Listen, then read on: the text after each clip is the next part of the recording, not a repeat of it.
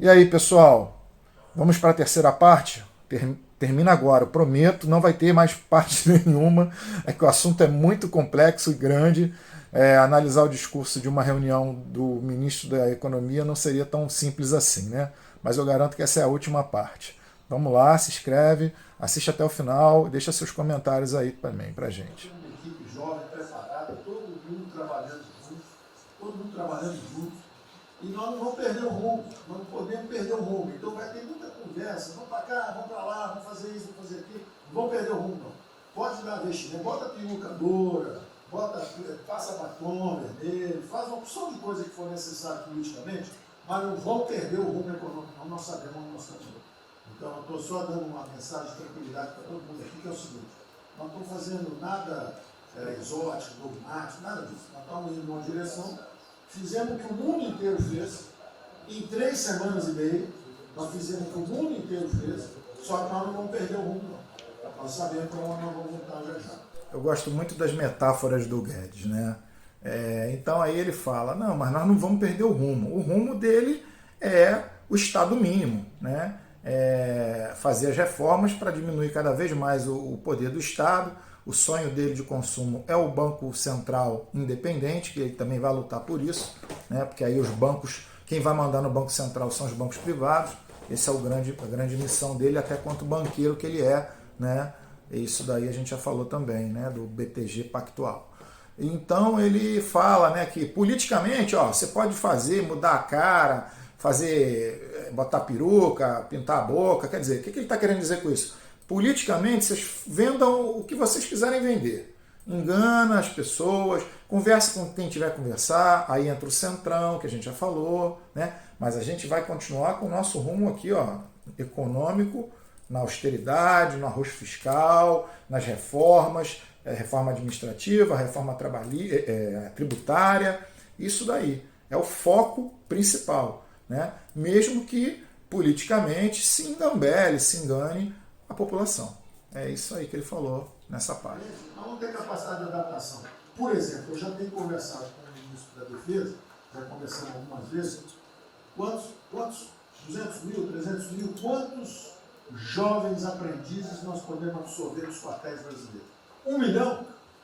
1 milhão a R$ 200, que é o Bolsa Família, R$ 300, o cara de manhã faz calistenia, aprende civil, organização social, como é que é o OSPB, organização social e política, né? Faz ginástica, canta o hino, bate continente de tarde, aprende a ser um cidadão, aprende a ser um cidadão, disciplina, usar o tempo construtivamente, voluntário para fazer estrada, para fazer isso aqui. Sabe quanto custa isso? R$ 200 por mês, 1 milhão de cada, 200 milhões, pô. Joga 10 meses, 2 bi, isso é nada. Então nós vamos pegar na reconstrução, nós vamos pegar 1 bilhão, 2 bilhões e contrata 1 milhão de jovens. A Alemanha fez isso na reconstrução. Essa parte é muito interessante. Olha o que ele está falando. Olha como é que pensa o neoliberal. Pegar jovens aprendizes, que podem ser pegos a partir dos 14 anos, pagar 200 reais, botar os garotos no quartel. Ele já falou logo, 1 milhão, no mínimo. Começar com 1 milhão, porque você forma opinião. Bota essa garotada no quartel, dá 200 reais por mês, OSPB, Organização Social Política Brasileira. Ou seja, eu já tive essa matéria na minha época, tinha. É você doutrinar o cara a pensar como um militar. Tá? E aí você já começa a lhe doutrinar o cara, como é que tem que pensar, aquela visão bem obtusa, né? Bem, vocês já viram como é que é a visão de um animal quando ele está puxando uma carroça, o cavalo? O nome daquilo ali, ó, é antólios. Ele não consegue olhar para o lado, porque se ele se distrair, ele para ou ele vai para o outro lado. Então aqui, ó, vai usar antólios. O que mais? Baratinho, 2 bi por ano. Ele garante 1 milhão desses garotos para fazer serviço pesado. Botar para fazer estrada, para fazer serviço voluntário, o que for, qualquer coisa. Vai botar os garotos para ralar. Né? E para ganhar uma miséria, uma mixaria, 200 reais por mês. Mas o mais importante é no final. que ele fala, isso foi usado na reconstrução da Alemanha. Sabe que reconstrução que ele está falando? Da Alemanha nazista. E sabe o que aconteceu na Alemanha nazista? Houve a juventude hitlerista. Isso daí qualquer um pode procurar no YouTube para ver que eu não estou mentindo, ou no Google, como era a juventude hitlerista. Isso é uma das páginas mais tristes da Alemanha nazista e da história da nossa humanidade. Não é isso o problema. A mesma coisa o nosso problema do jogo, lá nos recursos integrados, não tem problema nenhum, são milionários, executivos do mundo inteiro. O cara vem, fazem convenções, olha, o turismo sai de 5 milhões de Singapura para 30 milhões por ano. O Brasil recebe 6. Uma pequena cidade recebe 30 milhões de turistas. O sonho do presidente de transformar o Rio de Janeiro em Cancún, lá em Reis em Cancún, aquilo aí pode virar Cancún rápido. Entendeu? A mesma coisa a Espanha. Espanha recebe 30, 40 milhões de turistas. Isso é uma cidade da Ásia. Macau recebe 26 milhões hoje na China. Só por causa desse negócio. É um centro de negócio. É só maior de idade. O cara entra, deixa a grana lá, que ele ganhou anteontem, ele deixa aquilo lá, bebe, sai feliz da vida. E ali não atrapalha ninguém. Não atrapalha ninguém. Deixa cada um se fuder. Damares, deixa cada um. Damares, o presidente fala de liberdade. Deixa cada um se fuder do jeito que quiser. Principalmente se o cara é maior, vacinado e bilionário. Deixa o cara se fuder. Lá não entra nenhum brasileirinho. Não entra nenhum brasileirinho desprotegido. E aí essa parte maior, né, pessoal, ele está falando ali o ministro, antes dele falar, o ministro que tem 3 nomes, Álvaro Antônio, ministro Marcos Álvaro Antônio Márcio, do turismo, né? Ele tinha falado sobre implementar no Brasil, para aumentar o turismo, os resorts temáticos, que são resorts, na verdade, que tem cassino. O que eu não vejo nenhum problema, achei até a ideia dele bastante interessante, porque eu acho que a gente tem que parar com essa hipocrisia, né? Porque o jogo é uma coisa que atrai, os resorts são os locais atrativos, né? E isso ajuda realmente a economia. O Brasil tem que explorar o turismo. O Brasil é um país, afinal de contas, que tem um dos lugares mais lindos do mundo, né? Em vários lugares, em vários estados você tem belezas naturais, e nada melhor que você fomentar o turismo do Brasil. A ideia é bem interessante. Só que aí o Paulo Guedes ele já desvirtua isso, né? Ele já fala, não, deixa o cara vir milionário, gastar o dinheiro, fazer o que quer, não sei o que. Tipo assim, você entende que ele está falando ali, não é só de cassino, ele está falando de outras coisas, né? Será que ele está falando de quê? Não sei. E depois ele fala lá, daquele jeito chulo, que eu não vou repetir aqui, com a Damares, porque a Damares ela né, evangélica, pastora, tem uma visão diferente, né? E ela é contra todo esse tipo de coisa. Para ela, o jogo é coisa do diabo. E ele fala com aquele jeito chulo, aquela coisa, falta de postura, né? Falando palavrões, e ainda desfaz dos brasileiros. O brasileirinho não vai lá não, o brasileirinho pode ficar tranquilo. O brasileirinho não tem dinheiro para ir lá. Quer dizer, ele é anti-brasileiro. Aliás, esse governo é anti-povo, né? A gente já tem observado isso, mas é isso aí.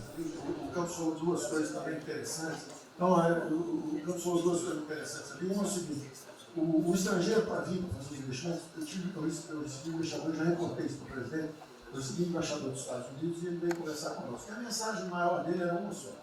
Assim, olha, nós queremos um bom ambiente de negócio. Nós vamos colocar centenas de bilhões de dólares. O mundo inteiro quer investir no Brasil. Agora nós precisamos de um bom ambiente de negócio. Simplificação de impostos, segurança jurídica, coisa desse tipo. Né? Então, o secretário do Comércio americano, que é o Wilbur Ross, o cara me disse o seguinte, eu só tenho um conselho para vocês. Vamos aderir ao GPA, é o General Purchasing Agreement, que é o seguinte, é um acordo, nós com a entrada na OECD, nós assinamos esse acordo, e esse acordo diz o seguinte, não pode haver nenhuma compra governamental sem transparência. Acabou. Então não basta a gente fazer isso, quer dizer, não vai fazer concorrência para concessão, privatização, então nós já estamos na pista certa, já estamos indo na direção certa. Só uma informação sobre isso aí, eu fiz uma reunião com o pessoal da CBE essa semana agora, foi semana passada, falando do nosso interesse, eles falaram que já nos consideram da OCDE. Sim. Tá? Então, os ministérios, estou falando isso porque vários ministérios têm uma pauta a cumprir. Vamos continuar nisso porque vamos dizer, a impressão foi excepcional. Então, só apoio. Não, o embaixador disse isso. O embaixador disse: nós não podemos perder a oportunidade do presidente estar tão próximo ao Trump. Os nossos dois presidentes estão próximos. Nós não podemos perder essa oportunidade. O presidente da OCDE disse que realmente os Estados Unidos, que era, vamos dizer assim, tinha uma certa objeção, agora já está favorável. Isso é. Ministro, é só um dado. Essa parte é interessante para a gente ver o grau de subordinação que o Brasil está submetido no caso dos Estados Unidos. Você vê que ele fala de uma reunião que ele teve com um embaixador americano, que é tipo um ministro dos Estados Unidos dentro do Brasil, que manda muito. Vocês não têm ideia do poder que os embaixadores norte-americanos têm nos países da América Latina, principalmente aqui no Brasil agora, então. Antes não tinha muito, mas agora tem demais, desde o golpe. Depois ele falou com o secretário de Comércio dos Estados Unidos e que eles têm uma coisinha ali que tem que ser aceita para poder fazer parte do clube. Né? E que clube é esse que o Brasil quer tanto fazer parte? OCDE.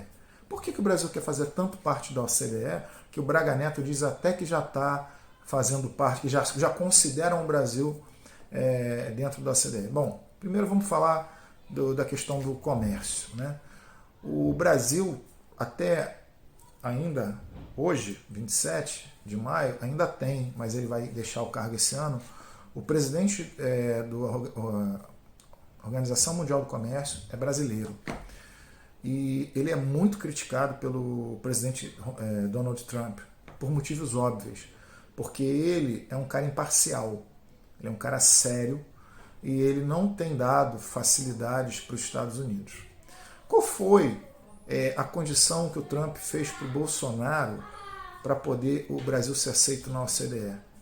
Que o Brasil abrisse mão da sua condição privilegiada dentro da OMC.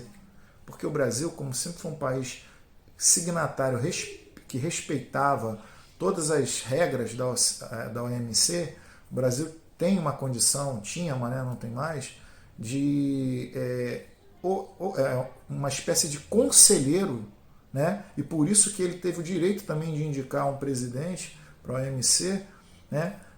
Ele tinha um status dentro da OMC que lhe dava uma vantagem quando ele ia para qualquer tipo de questão de briga internacional com relação ao comércio. Ele abre mão dessas coisas. Isso é interessante para os Estados Unidos porque o Brasil ele concorre com os Estados Unidos. A gente produz praticamente na parte agrícola os mesmos produtos de exportação que os Estados Unidos. Então, a partir desse momento, o Brasil perde esse status que ele tinha acima dos Estados Unidos dentro da Organização Mundial do Comércio e que se amanhã começar a haver alguma retaliação ou algum prejuízo para o Brasil na questão comercial em disputa num concorrente tão forte quanto os Estados Unidos, como por exemplo os Estados Unidos têm imposto à China, né, que pare de comprar a soja brasileira e passe a comprar a soja americana. Isso é uma forma errada aos olhos da Organização Mundial do Comércio de agir. Mas, como ele diz que o Trump é amigo dele, né, tão amigo que agora baniu todos os voos do Brasil para lá, só americanos que estejam saindo do Brasil para os Estados Unidos podem entrar, mas nem quem não seja americano, se estiver vindo do Brasil para os Estados Unidos, não pode entrar nos Estados Unidos. Mas é isso. Então, tem que entender o porquê. Bom, a OCDE é um grupo de países ricos ou emergentes. Mas, pessoal, na boa, assim, é interessante participar da OCDE? É interessante, mas tudo tem que ser pesado. Qual será realmente a razão de você fazer parte de um grupo de países que a maior parte deles são ricos, se você é um país que está ainda buscando se desenvolver, que você não está investindo em educação, não está investindo em saúde, não está investindo em pesquisa? Todos os países da OCDE eles fazem investimentos pesados em educação, saúde, pesquisa, tá entendendo? Tecnologia. É isso que eu quero entender. Porque você fazer parte de um grupo o qual você não pratica o que esse grupo ali pratica, né, para eles mesmos, em prol deles mesmos. Então é uma coisa meio complicada, tá? É isso que a gente tem que refletir. Isso é só um dado. A OCDE, 90% dos países que hoje integram a OCDE já contam com os resorts integrados. Os outros 10% são muçulmanos. 88% tem o ensino domiciliar. Então a gente vai entrar com o MD hoje lá, tá? Homeschooling. Esse pedacinho aí é interessante, né? Agora eu lembrei o nome, Marcelo Álvaro Antônio, o ministro que é 3 em 1 do turismo, ele está defendendo a tese dele dos resorts com cassino. Ele fala que 80% dos países da OCDE, com exceção dos islâmicos, têm esses resorts com cassino, né? Para defender a tese dele, né? Tá certo. Agora, o que é mais interessante é a fala, e perigoso. Aí que eu tinha que chamar a atenção de vocês, é a fala da Damares. Ah, então tá bom. 88% dos países da OCDE têm homeschooling. Então nós vamos entrar com a MP para aprovar homeschooling. O que é homeschooling, pessoal?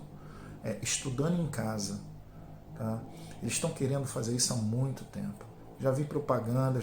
Engraçado que a Damares ela tem uma influência no Ministério da Educação, apesar, né, de que também o Ministério da Educação não tem ninguém tomando conta, né, gente? Vamos combinar que não tem ministro da Educação. Né? O cara não é ministro, aquilo ali é outra coisa. Então é um sonho desse pessoal neoliberal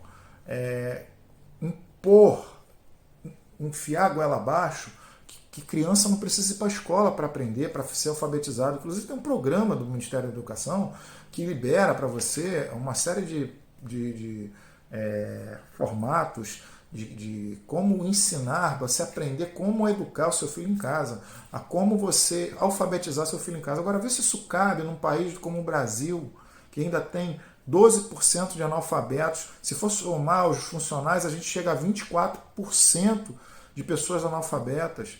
Sabe? A gente tem um problema seríssimo na educação e esse pessoal está pensando em botar as crianças para aprender dentro de casa, com pai e mãe que tem que trabalhar, que não tem condições, que nem eles conseguiram se educar. E eles querem botar homeschooling, que sabe? É coisa de país desenvolvido, sabe? Que tem como pagar um professor que dá todas as matérias dentro de casa, ou que a mãe não trabalha porque o pai ganha bem, sabe? Isso não existe mais. Isso foi no passado. Isso foi na época quando só as princesas e os príncipes estudavam. Idade Média, sabe? Só nobres, só pessoas da nobreza tinham acesso aos estudos, que a população, o populacho não tinha. Né? Nem os burgueses no início tinham acesso à educação, eram todos analfabetos. Sabiam mal fazer conta, que eles precisavam. Então, assim, hoje os caras querem botar isso, educação dentro de casa, escola, educação no sentido de conhecimento que eu estou falando. Lógico que a educação tem que ser dentro de casa. Mas é um absurdo essa proposta da Damares. Uma coisa louca. E o Guedes, né, abana o chapéu. Financiamento.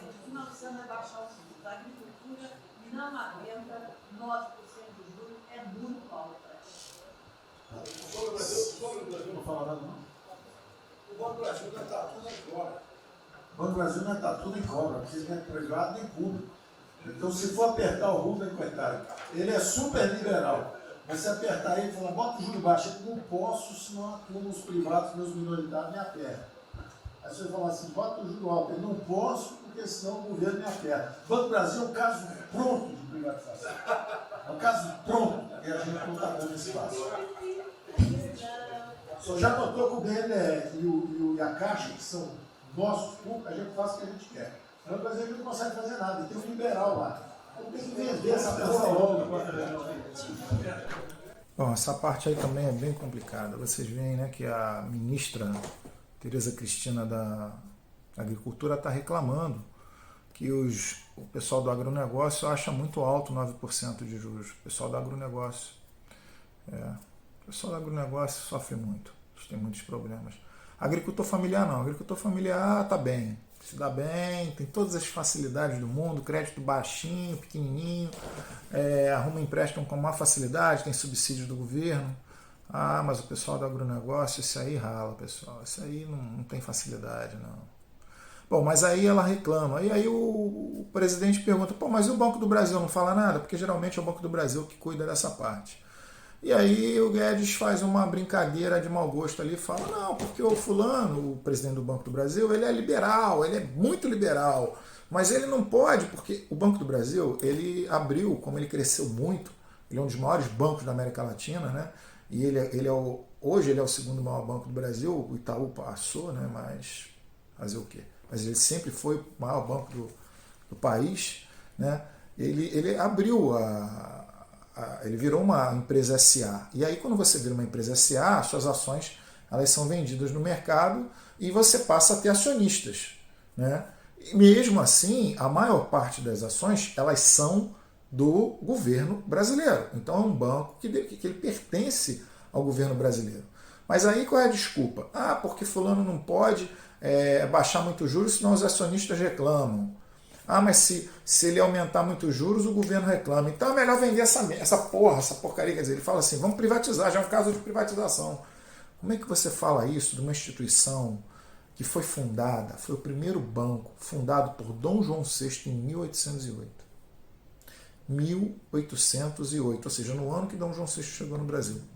Foi em, acho que é 14 de outubro, 12 de outubro, agora eu não me lembro direito, mas em outubro de 1808 foi fundado o Banco do Brasil. Ele é um símbolo, ele não é só um banco, né? Ele é um símbolo da tradição do Brasil. É um patrimônio histórico. Se alguém já foi no Centro Cultural do Banco do Brasil, sabe do que eu estou falando. Ali perto da Candelária, no Rio de Janeiro. Sabe? E você falar de vender o Banco do Brasil, como se você falasse, vende essa merda desse carro aí, cara. Esse carro ruim, esse carro só dá problema. Pô, e não é verdade. O Banco do Brasil, ele dá muito lucro. Ele é um dos bancos que mais lucro dá, entendeu? Porque ele é um banco que ele tem competitividade, ele compete e ele ajuda quando os outros bancos estavam nadando nos juros altos e a gente não tinha como frear esses juros. Foi o governo anterior, né, que foi e segurou quando ele mandou baixar os juros do Banco do Brasil. Falou, bom, beleza, então eles vão ter que brigar comigo agora. Porque serve para isso, para regular o mercado. Então os outros bancos, o Itaú, o Bradesco, o Real, na época, o Santander, falaram, caramba, lá o que o Banco do Brasil fez, ele reduziu muito a taxa de juros, vai todo mundo correr para lá. E corre mesmo. Por quê? O que o banco faz? Eu já falei para vocês, ele vende dinheiro. E se tem um lugar que está vendendo dinheiro a um preço menor, eu que sou empresário, microempresário, pequeno empresário, ou até pessoa física, eu quero comprar um carro. Eu vou comprar onde vai me oferecer o dinheiro pelo preço mais barato. E ele quer vender o Banco do Brasil, que além de tudo, que é um baita de uma empresa super competitiva e eficiente, tá? Ainda é um patrimônio histórico do Brasil. 1808, 12 de outubro, eu acho, outubro, Dom João VI. E aí, pessoal, para fechar essa parte, né, você vê o Guedes fomentando ali no presidente do Banco do Brasil. Você vê que ele está até um pouco desconfortável, né, o presidente do Banco do Brasil, para falar isso, porque quem sabe a verdade, né, quem conhece, sabe que aquilo ali não é uma empresa para ser vendida. É uma crueldade fazer isso. Você percebe o desconforto dele, mas ele acaba falando que o Guedes fica forçando. Não, fala o seu sonho, fala o seu sonho, fala o seu sonho. Aí o cara fala meio que sem graça. Com a Caixa Econômica cuidando da parte social, o Banco do BNDES cuidando da parte de desenvolvimento, sempre foi assim, gente. Tá? Não está mudando nada. Sempre foi assim. Desenvolvimento, o BNDES sempre cuidou, parte social sempre ficou com a Caixa. O Banco do Brasil ele é um banco competitivo, um banco de varejo, um banco para ajudar o país, assim como a Petrobras, a regular o mercado. Todo Estado tem que ter isso. Isso daí é estratégico. Mas aí ele força a barra para o cara falar que tem que vender o Banco do Brasil. Tá? Agora, o interessante é que o presidente ele parece que está vendo mais lá na frente. Né? Ele já falou, não, só se fala disso em 2023, ou seja, ele já está se considerando reeleito. Isso é interessante. A gente tem que refletir sobre isso. Quer dizer, o que ele sabe que ele já garante que ele vai estar em 2023? Porque só em 2023 que ele quer mexer com o Banco do Brasil, que ele já vai estar no segundo mandato, né? E aí o que ele fizer está feito. Temos que pensar muito nisso aí. É isso aí, pessoal. Olá, pessoal. Finalmente chegamos até o final, né, da última parte do vídeo. Espero que vocês tenham gostado. Mas é isso. Um assunto tão sério, tão importante, não daria para ser falado assim de qualquer maneira. Então, por isso que é melhor em 3 vídeos e todo mundo podendo assistir, né? Mas eu queria deixar alguns dados aqui importantes, que o Guedes falou muito de, né, ele é marqueteiro, ele fala muito de país quebrado, de não ter dinheiro. Então, por exemplo, além do país poder emitir moeda, isso não é crime, você aumentar a sua base monetária nesses momentos de crise, né, que é uma das saídas. O Brasil, quando a Dilma sofreu o golpe, perdeu o mandato, o Brasil tinha 380 bilhões de dólares em reserva. Se eu não me engano, era a quarta ou terceira maior reserva, acho que terceira maior reserva do mundo em dólar, reserva cambial. Pois bem, com essa baixa acelerada dos juros da Selic e a alta do dólar, que foi promovida pelo Banco Central, pelo seu Paulo Guedes, a nossa reserva ela produziu lucro, né? Ele mesmo falou essa semana que ele conseguiu 500 bilhões de reais de lucro em cima das reservas cambiais. Porque nós tínhamos transformando essa reserva em reais, a gente tinha 1 trilhão 350 bilhões de reais. Com a subida do dólar quase a R$6, essa reserva foi para 2 trilhões. Então a gente tem aproximadamente aí um ganho de mais de 500 bilhões de reais. Então, país quebrado é conversa fiada. Eles não pegaram o país quebrado nem da Dilma, nem do Temer. Bem que tentaram, mas o Brasil não está quebrado, coisa nenhuma. O PT nunca quebrou o Brasil. Isso daí é só para vocês saberem. Um abraço a todos e continuem nos seguindo aqui.